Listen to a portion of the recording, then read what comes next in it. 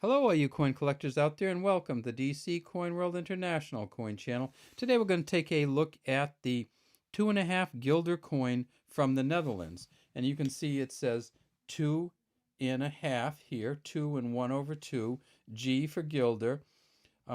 We have the mint marks here, the caduceus and the anvil. And then it says 1988 here. If we tip the rim up, we see that it has an inscribed rim. And let's see if we can read what it says on the rim. It says God, G-O-D, with a star. And then it says Zij, then there's a star. Then it says Met, and then there's a star. And then it says O-N-S, and there's another star.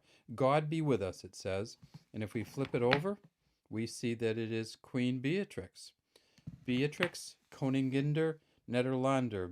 Beatrix, Queen of the Netherlands, and she's facing to the left. This coin is a proof coin. It's hard telling, isn't it? But what happens in some of these proof sets is the plastic kind of puts little chemicals into the air and onto the coins. And so when you take it out of the proof set, you often get this kind of film over them. And that's because the way proof sets are often just kind of the coins are wrapped in plastic. So this looks like it's got a film on it, and that's because it does. See the little doubling that they have in here? It's kind of a cool doubling. So we have this layer, then we have this layer, and then we have the bottom layer with the nose on it, which is kind of doubles in behind. Kind of a really, at the time, a real radical design, a real nouveau art kind of design there. And we have the kind of raised rim here and the lines coming through, and the coin is split into two halves. This coin was first made in 1982, and it stopped being produced in 2001 when the euro came out. Demonetized on February 28, 2002, but it was accepted in returns by the Dutch government until 2007. So even though you couldn't use these when the euros came out, actually the euro coins came out, you could still bring them in for 5 years afterwards and get the euro exchange amount from the Dutch government. No longer, so I'm kind of stuck with this one. Whatever the value is of it, the Dutch government's not going to give me anything for it. Now, 1988 was the kind of the zenith of the 2.5 guilder coin, because in 1988 the 5 guilder coin came out. And when the 5 guilder coin came out, prior to that it had been a banknote, the 5. When the 5 guilder coin came out, the 2.5 was not as valuable or as good at making change with, because you had the 5s, you had the 1s, and then you had all the other increments of this, and so it was just as easy to take this one out of the drawer, and so the 2.5s gradually faded away.